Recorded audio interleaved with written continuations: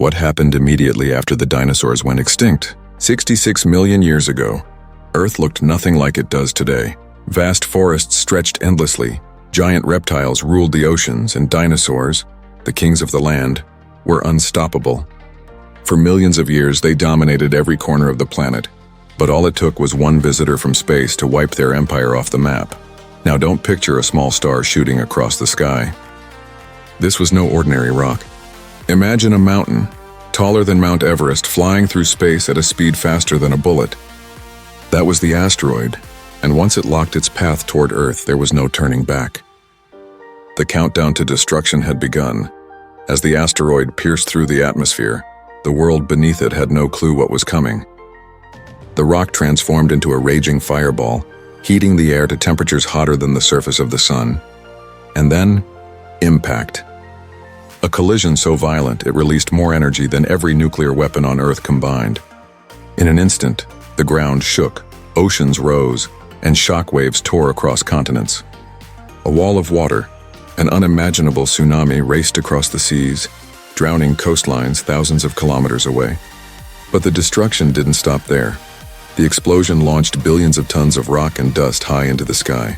Within minutes, flaming debris rained down across the planet, sparking wildfires that devoured forests and turned entire continents into ash. Then came the acid rain, poisoning rivers and lakes. It was as if the planet itself was tearing apart. But here's the chilling truth. The dinosaurs didn't all die that day. Some survived the blast, some escaped the fires, some even outran the giant waves. But what they couldn't escape was the long, slow death that followed. The sky turned black. Dust and ash blocked out the sun for months, maybe even years. The earth grew cold, plants withered, and photosynthesis came to a halt. Without plants, the food chain collapsed. Herbivores starved first, then the predators who hunted them. Little by little, 3 out of every 4 living creatures vanished. Even the mighty Tyrannosaurus Rex, the king of dinosaurs, couldn't escape fate. For the next 1,000 years, Earth was a wasteland, cold, dark, and silent. But life is stubborn. Slowly, plants began to return. Ferns pushed through the ash. Tiny mammals scurried across the barren land, hiding, surviving, adapting.